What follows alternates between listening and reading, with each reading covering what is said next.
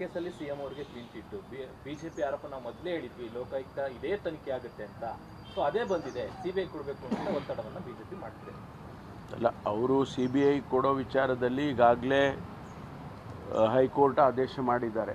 CBI ಕೊಡೋ ಅಗತ್ಯ ಇಲ್ಲ, ಲೋಕಾಯುಕ್ತದವರು ತನಿಖೆ ನಡೆಸ್ತಾ ಇದ್ದಾರೆ. 2 ಏಜೆನ್ಸೀಸು ಒಂದೇ ಸಬ್ಜೆಕ್ಟ್ನಲ್ಲಿ ತನಿಖೆ ಮಾಡತಕ್ಕಂಥದ್ದು ಆಗಬಾರ್ದು, ಅದು ಕಾನೂನಿಗೆ ವಿರುದ್ಧ ಅಂಥೇಳಿ ಅವರು ಹೇಳಿದ್ದಾರೆ. ಅದು CBI ವಿಚಾರ. ಅದು ಎರಡನೇದು, ಲೋಕಾಯುಕ್ತದವರು ಕ್ಲೀನ್ ಚಿಟ್ ಕೊಟ್ಟಿದ್ದಾರೆ ಅಂತ ಹೇಳಿದ್ರೆ ಅವರ ತನಿಖೆ, ಹಾಗಾದರೆ ಅವ್ರ ತನಿಖೆನೇ ಪ್ರಶ್ನೆ ಮಾಡ್ತಾ ಇದ್ದಾರೆ BJPಯವರು.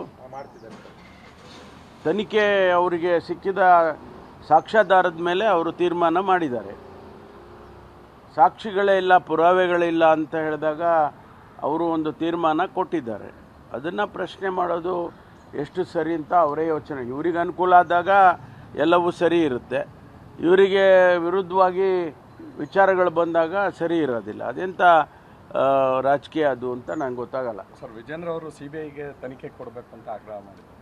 ನಾನು ಹೇಳಿದ್ನಲ್ಲ, ಈಗ ಹೈಕೋರ್ಟೇ ಬೇಡ ಅಂತ ಹೇಳುವಾಗ ಅವ್ರು ಮತ್ತೆ ಹೋಗಲಿ ಕೋರ್ಟಿಗೆ, ಕೋರ್ಟ್ ಮುಂದೆ ಹೋಗಿ ಮತ್ತೆ ಒತ್ತಾಯ ಮಾಡಲಿ CBI ಕೊಡಿ ಅಂತೇಳಿ.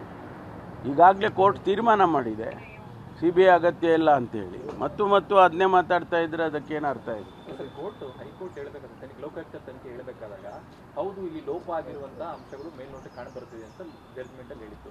ಲೋಕಾಯುಕ್ತದವ್ರು ಹೇಳ್ತಾರೆ ಸಾಕ್ಷಿನೇ ಇಲ್ಲ ಅನ್ನುವಂಥದ್ದು. ನೋಡಿ, ಮೇಲ್ನೋಟಕ್ಕೆ ಕಂಡು ಬರ್ತಾ ಇದೆ ಅಂದಾಗ ಅದನ್ನು ತನಿಖೆ ಮಾಡೋಕ್ಕೋಸ್ಕರ ತಾನೇ ಕೊಟ್ಟಿದ್ದವರು.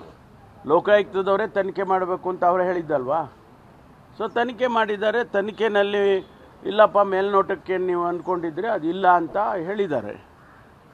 ಸರ್ಕಾರದ ಅಂಡರಲ್ಲಿ ಇರುವಂಥದ್ದು ಇನ್ನು ಏನನ್ನು ನಿರೀಕ್ಷೆ ಮಾಡೋಕ್ಕಾಗುತ್ತೆ ನೋಡಿ, it is an independent body. ಸರ್ಕಾರದಲ್ಲಿ ಹೆಂಗೆ ಅಂಡರ್ ಇರುತ್ತೆ?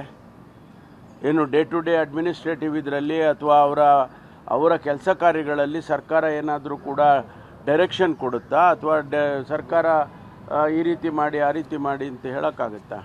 It's an independent body. Lokayukta is an independent body.